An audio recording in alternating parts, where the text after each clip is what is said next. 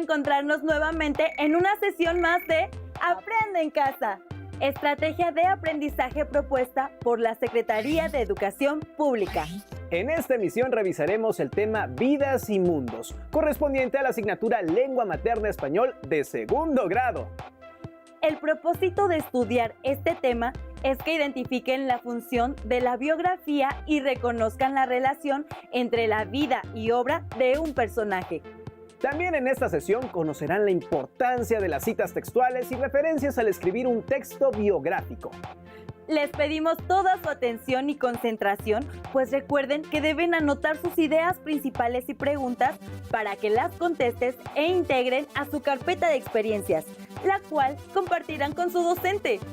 Antes de comenzar, recuerden tener a la mano hoja y lápiz. ¡Comenzamos! Recordarán que hemos escrito textos para compartir conocimientos, por ejemplo, las monografías, documentos que sirven para reforzar las habilidades de estudio.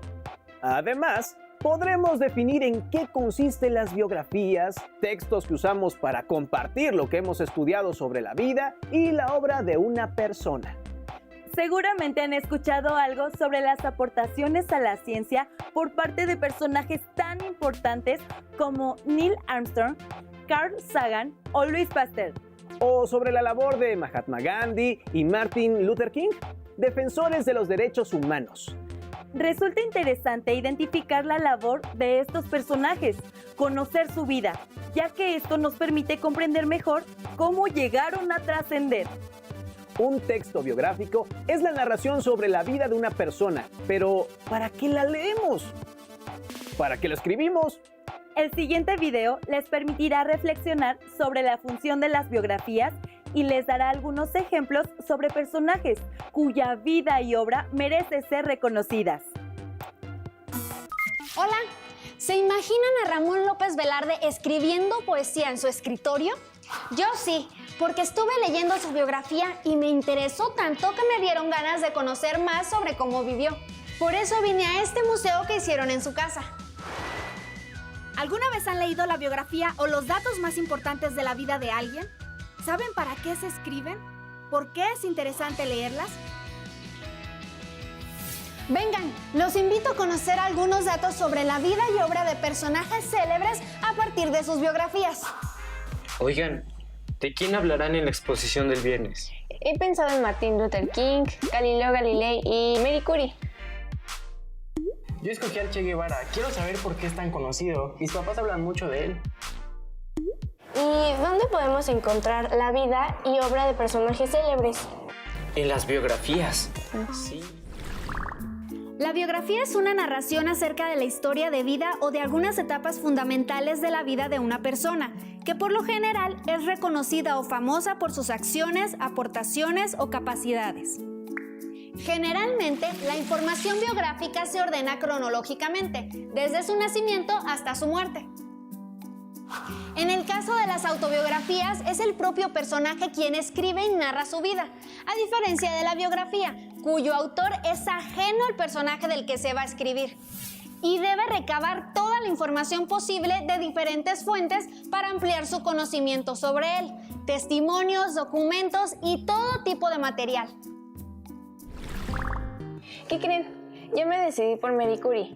Me enteré de que su ataúd está emplumado. O sea, está cubierto de plomo, porque su cuerpo está radiactivo. ¿Qué? Sí, porque investigó la radioactividad del uranio y descubrió el polonio y el radio. Ah, y por si fuera poco, esto la convirtió en la primera científica en ganar 2 premios Nobel. Oh, ella sí que hizo mucho con su vida. Sí, es súper inspiradora. ¿Y a ti, cómo te fue con el Che? Imagínate, fue médico, escritor, estadista, líder guerrillero y teórico militar. La gente lo admira por sus ideales y por promover la unión de América Latina. Con razón mucha gente lo admiraba. Yo escogí a Albert Einstein y me enteré de que fue un rebelde porque se opuso a las ideas de su tiempo y fue famoso por la teoría de la relatividad. ¿De verdad? Me lo imaginaba muy serio. Yo también me sorprendí mucho. Einstein me hizo pensar en cómo defender mis ideas. Entonces, ¿las biografías se escriben para dar a conocer la vida de las personas y el contexto en el que se desarrollaron sus ideas y actividades? Sí, además de sus logros, avances y descubrimientos, también hablan de su vida personal, sus recuerdos, anécdotas, viajes e incluso momentos felices.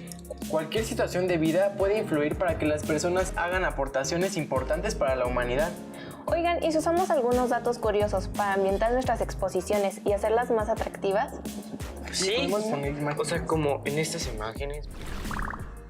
Las biografías suelen ser muy inspiradoras. Y se pueden usar para investigar sobre un tema o época, conocer el contexto en que algo se hizo, descubrió o inventó, conocer o entender a alguien que se admira, respeta o incluso que nos da miedo o enojo, inspirarse e imitar a otros o como mero esparcimiento. Las experiencias de las personas que han logrado dejar huella en la historia de la humanidad nos ayudan a aprender de la vida. ¿Ustedes se han sentido inspirados por la biografía de alguien? ¿Conocen a alguien que los motive a escribir su biografía? Adiós. Resulta muy interesante conocer la vida de las personas que han dejado una huella en la historia del mundo.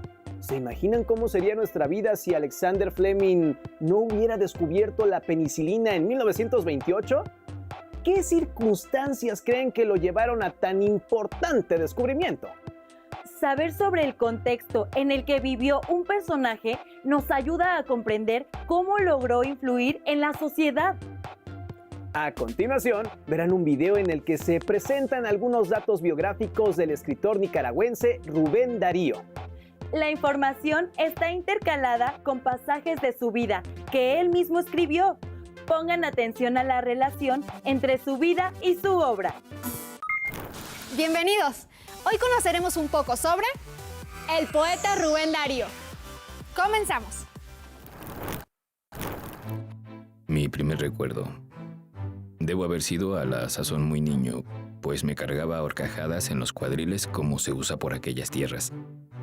Es el de un país montañoso, un villorrio llamado San Marcos de Colón, en las tierras de Honduras, por la frontera nicaragüense. Una señora delgada de vivos y brillantes ojos negros. Negros... Puedo afirmar seguramente, mas así lo veo ahora en mi vago y ensoñado recuerdo. Blanca, de tupidos cabellos oscuros, alerta, risueña, bella. Esa era mi madre. Esa era mi madre.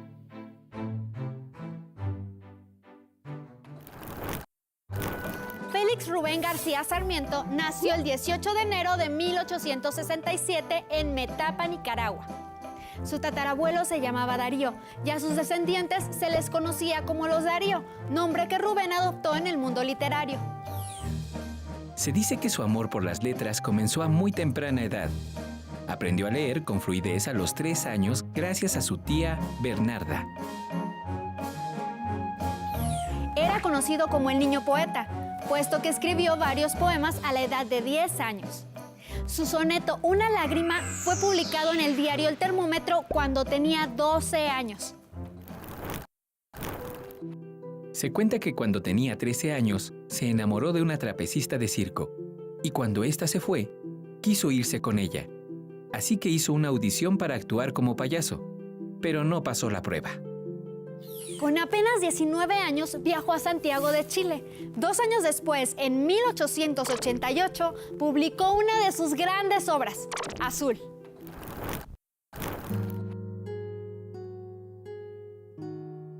La Virgen de la Paloma. La madre mostraba al niño la paloma y el niño, en su afán de cogerla, abría los ojos, estiraba los bracitos, reía gozoso. Y su rostro al sol tenía como un nimbo, y la madre, con la tierna beatitud de sus miradas, con su esbeltez solemne y gentil, con la aurora en las pupilas, y la bendición y el beso en los labios, era como una azucena sagrada, como una María llena de gracia, irradiando la luz de un candor inefable. El niño Jesús, real como un Dios infante, precioso como un querubín paradisiaco, quería asir a aquella paloma blanca bajo la cúpula inmensa del cielo azul. El gran poeta nicaragüense fue el indicador y principal promotor del modernismo en la lengua castellana. Rubén Darío condujo la literatura en lengua española a la modernidad, al liberar a la poesía de las formas tradicionales y encaminarla hacia la búsqueda de la belleza en lo sensorial, la luz y el color, aunque seguía muchas reglas de la poesía tradicional. Las experiencias vividas en su búsqueda por encontrar lo puro, lo bello y lo nuevo incluyeron desde el cosmopolitismo y lo exótico hasta el escapismo y el misticismo. Fue reconocido también como padre del modernismo. Entre sus obras principales están Azul, 1888, Prosas profanas, 1896 y Cantos de vida y esperanza, 1905. El siguiente poema es representativo de su poesía en la guerra. Representa un tributo a su persona y a los valores de libertad que defendió. Escapismo, evasión o huida mental de la realidad. Canción de otoño en primavera. Juventud, divino tesoro, ya te vas para no volver. Cuando quiero llorar, no lloro, y a veces lloro sin querer. Plural ha sido la celeste historia de mi corazón. Era una dulce niña en este mundo de duelo y de aflicción. Miraba como el alba pura, sonreía como una flor. Era su cabellera oscura hecha de noche y de dolor. Yo era tímido como un niño. Ella, naturalmente, fue, para mi amor hecho de armiño, Herodias y Salomé. Juventud, divino tesoro, ya te vas para no volver. Cuando quiero llorar no lloro, y a veces lloro sin querer. El 6 de febrero de 1916, Rubén Darío muere en León, Nicaragua, a los 49 años. En la época de Rubén Darío fue fundamental el desarrollo de medios de comunicación, como el barco de vapor, el cable transatlántico y la proliferación de periódicos para divulgar sus obras. Como se habrán dado cuenta, el contexto de vida de Rubén Darío influyó en su obra literaria. El hecho de que los artistas basen su obra en sus propias experiencias es muy común. ¿Ya saben sobre quién les gustaría investigar y escribir? Piensen en un personaje cuya obra sea significativa para ustedes. Recuerden que su aportación puede ser en cualquier área: música, pintura, literatura, deportes, ciencia, activismo social o en otras disciplinas. Tomen en cuenta que antes de escribir sobre la vida de alguien necesitarán usar información que otros han descubierto o investigado. Por eso, tengan en cuenta las formas a través de las cuales pueden dar crédito a las ideas u opiniones de otras personas que previamente han publicado sobre la vida de su personaje. Observen el video e identifiquen cómo pueden elaborar citas textuales y referencias para evitar el plagio al momento de escribir su texto biográfico.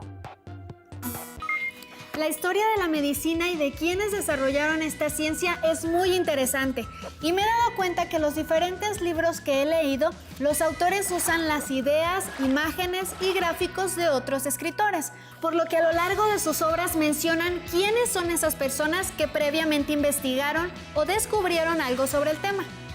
¿Por qué es importante citar las ideas y opiniones de otras personas? Vamos a investigar. Oye, encontré en internet varios documentos muy interesantes sobre los modelos atómicos. Mira.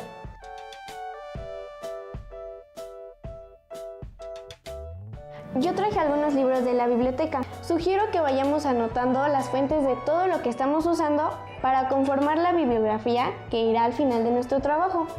Precisamente, por eso estoy buscando información sobre la forma correcta de citar nuestras fuentes y he encontrado varias normas.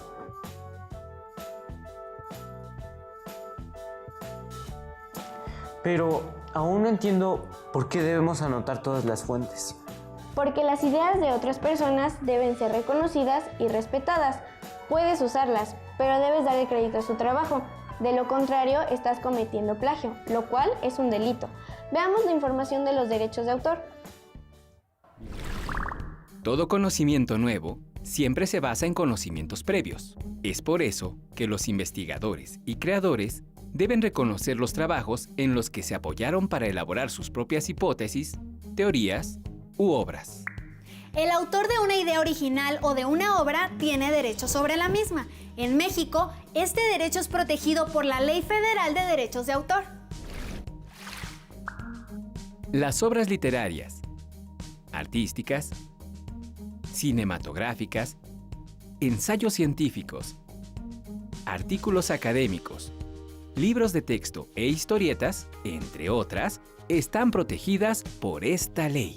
El Instituto Nacional del Derecho de Autor, INDAUTOR, es el encargado de garantizar la protección de la obra de autores y creadores, pero para que esto sea posible, es indispensable registrar la obra en el Registro Público del Derecho de Autor.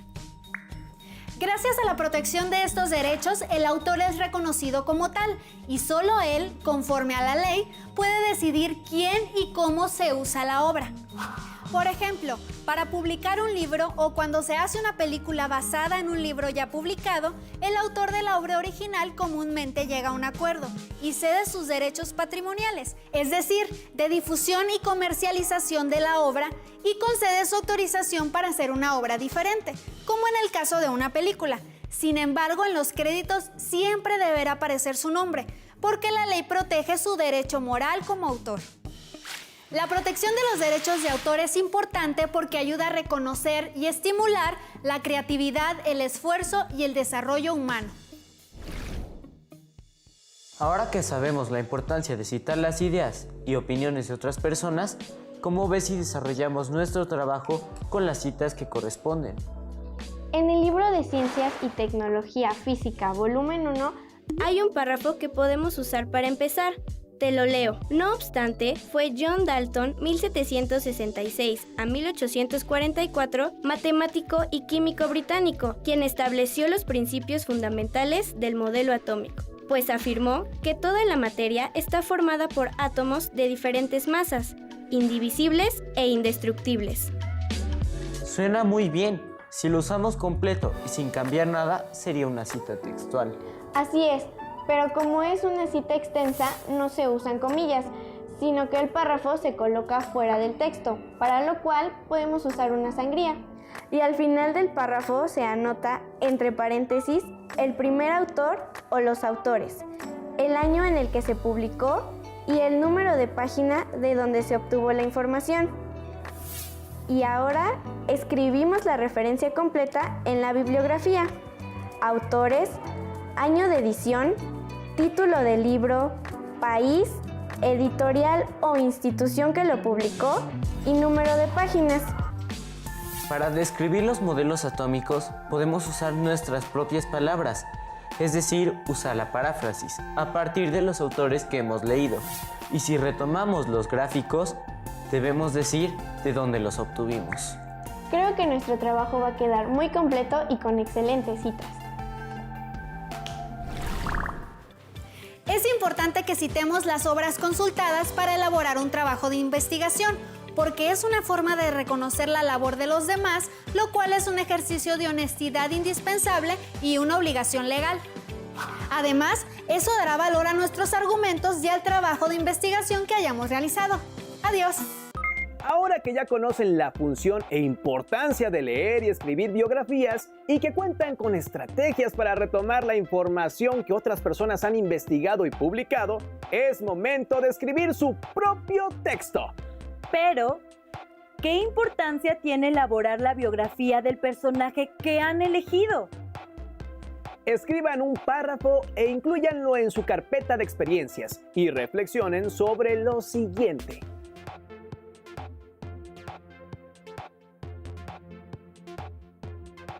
¿Por qué les interesa hacer la biografía sobre ese personaje?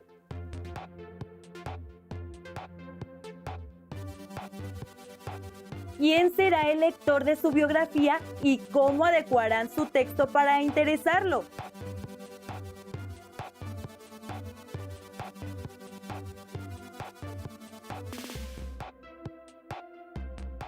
¿En qué persona gramatical se escribe una biografía?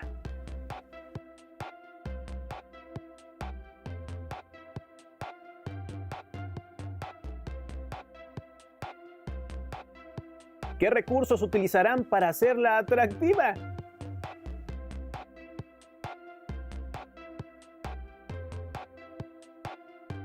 ¿Qué son las citas textuales y las referencias?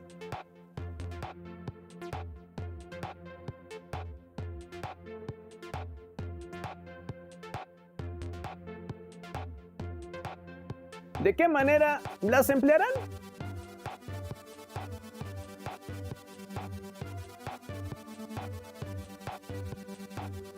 Revisen biografías de otros personajes. Les recomendamos en especial la biografía de Ignacio Manuel Altamirano, que se titula Las armas y las letras. O bien, cierren los ojos y recuerden el video sobre Rubén Darío. Ahora, manos a la obra. Empiecen a investigar y a conformar su propio texto bibliográfico. Recuerden que una estrategia para revisar y mejorar su texto es compartirlo con los miembros de su familia y escuchar sugerencias. Nos dio mucho gusto compartir con ustedes una sesión más de Aprende en Casa. Los esperamos en la siguiente emisión. ¡Mucha suerte y hasta la próxima!